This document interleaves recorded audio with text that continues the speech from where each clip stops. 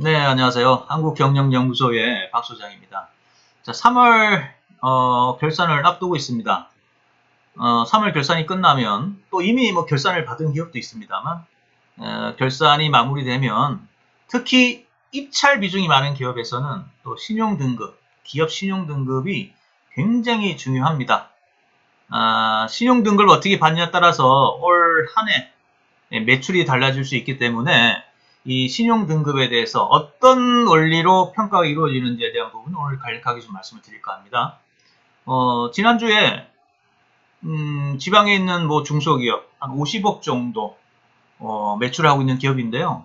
올해 트리플 B 플러스 등급을 제가 확정을 하고 기분 좋게 어제 식사도 좀 하고요.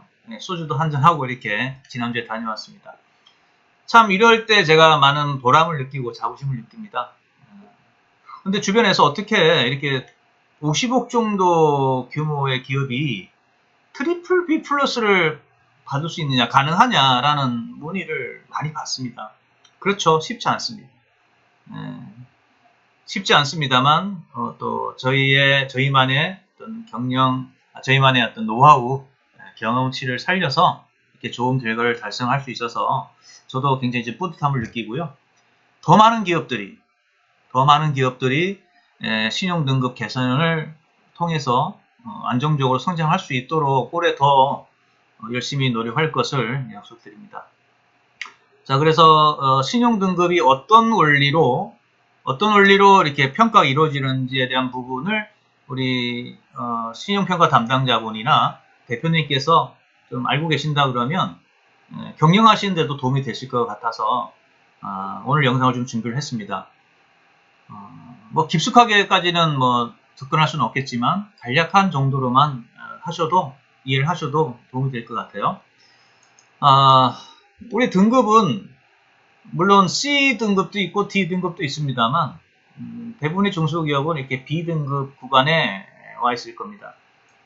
조금 전에 소개해드렸던 그 기업은 B 플러스부터 시작을 해서 6단계가 상승한 트리플 B까지 이제 거의 뭐 중소기업에서는 뭐 최고의 등급까지 이렇게 올라오게 된 거죠.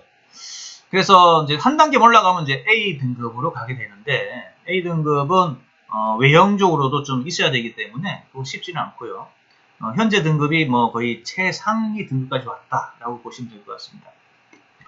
그래서 우리 회사 등급이 지금 뭐 B 플러스에 있다 그러면 한 등급 올라가면 더블 B죠. 그래서 우리 회사가 지금 또 더블 B 플러스다 그럼 한 등급 올라가면 트리플로 가게 됩니다. 그러면 우리 회사에 입찰을 할 때 매출에 굉장히 도움이 되시는 것은 여러분들이 알고 계실 거예요. 그래서 평가 담당자, 우리 회사의 신용평가 담당자분들은 오늘 영상을 좀 참고하셔서 신용평가 관리하는 데 좀 도움이 되시면 좋겠는데 사실 이게 간단하지가 않습니다. 굉장히 복잡하고 과학적으로 이렇게 평가 모형이 되어 있기 때문에 쉽지는 않은데 오늘 영상을 통해서 좀 참고하셨으면 좋겠어요. 자, 우리가 경영은요, 결국은 경영 분석, 신용 분석은 우리가 현금을 얼마를 투입해서 얼마를 산출해 내느냐, 이 과정으로 볼 수가 있을 것 같아요. 이런 경영의 결과를 가장 객관적으로 나타날 수 있는 것이 이 재무상태표 손익계산서가 될 겁니다. 대표적인 자료를 할 수 있고요. 뿐만 아니라 미래를 예측할 수 있는 우리 비재무적인 요소, 수치할 수 없는 요소까지 평가 항목에 들어가게 되어 있습니다. 이 두 가지를 종합을 해서 평가를 하게 되어 있는데 말씀드린 것처럼 수치화할 수 있는 부분 경영, 재무, 생산, 판매, 인사, 수익력, 지불 능력, 활력, 지불 성장력 이런 평가 지표들 내에서도 또 세분에 대해서 또 평가 항목이 나눠지게 되어 있습니다. 비수치 항목도 마찬가지입니다. 그래서 비수치할 수 있는 항목과 수치할 수 있는 항목을 종합적으로 판정을 해서 최종 등급이 나오는 것이 기업 신용 등급이라고 보면 되는데요. 자, 예를 들어서 우리 회사의 재무제표는 경영 부분과 기업 체질 부분이 BB-BB 제로를 받았다고 하면 정성 부분, 체크리스트 부분은 트리플 B-와 트리플 제로를 받았어요. 그러면 이 두 가지가 합쳐서 최종적으로 더블 B 플러스를 받은 거죠. 만일 우리가 정성적인 부분을 간과했다면, 재무제표만 가지고 우리가 평가를 받았다면, 더블 B 마이너스나 더블 B 제로밖에 안 되겠지만, 정성 부분이 좀 좋은 평가를 받아서 한 등급 높은 더블 B 플러스를 받게 되는 결과가 나오는 겁니다. 그래서 우리 회사의 정성 부분은 얼마나 잘 돼 있는지에 대한 부분도 우리 경영자분께서는 체크를 하셔야 될 겁니다. 그래서 많은 기업들이 사실은 재무제표 쪽에만 집중할 수 없는 게 이 부분이 가장 포지션이 높아요. 70% 이상 되기 때문에 이 재무제표가 결국 우리 회사 신용 등급이고 우리 회사 성적표라고 말해도 과언은 아닙니다. 그러나 이 정성적인 부분까지 한 30% 정도 비중이 차지하기 때문에 이 부분을 통해서 신용 등급을 올릴 수 있다라고 이해하시면 될 것 같습니다. 자, 그래서 재무제표 부분, 비재무제표 부분 이렇게 나눠져 있는데, 경영 부분에도요, 경영 기본, 재무, 생산, 판매, 인사, 노동 이렇게 또 5가지 항목으로 이렇게 또 세분화되어 있습니다. 기업 체질 진단은 수익률, 지불, 활력, 지불로 성장도 나눠져 있고요. 마찬가지로 이 경영 부분도 또 세부적으로 나눠지게 되어 있습니다. 그래서 각 부분별로 점수화해서 이렇게 등급이 다 매겨지게 되어 있는 거고요. 정성적인 부분도 마찬가지입니다. 각각 항목마다 등급이 다 매겨져 있고 이거를 최종적으로 평가를 하게 되는데, 이 재무제표의 경영 부분별 경영 기본 부분도 여기 보시다시피 이렇게 매출, 영업이익률, 총자산 순이익률, 자기자본이익률, 총자산 회전율, 매출액 증가율 이런 또 세부적인 항목으로 또 나눠져서 또 등급이 나오게 됩니다. 굉장히 복잡하죠. 그래서 여기에 보면 산출 비율, 동업계 평균 비율을 또 산출하게 돼 있고, 여기 평가 지수가 좀 비어 있는데요. 이 평가 지수는 평가사마다 다르게 되어 있습니다. 평가사마다 평가 모형이 다 다르죠. 그래서 똑같은 재무제표를 제출을 하더라도 평가사마다 등급이 다르게 나오는 이유가 이 평가 지표가 다르기 때문에 등급이 다르게 나오는 겁니다. 이거는 공개를 할 수가 없습니다. 그렇죠? 그래서 여러분 보시다시피 또 재무적인 부분도 유동비율, 당좌비율, 부채비율, 차입금 의존도, 자기자본 비율 또 세분화해서 또 등급이 나눠지게 되어 있습니다. 이런 식으로 해서 생산성, 판매, 인사, 노무까지 다 평가를 하게 된 결과를 또 등급을 판정을 받게 되는 부분입니다. 굉장하게 여러분 복잡하고 과학적으로 있다는 것을 여러분 느끼실 겁니다. 자, 생산성 부분, 판매 부분 다 마찬가지로 이렇게 세분화돼서 다 나눠져 있다는 것을 볼 수가 있습니다.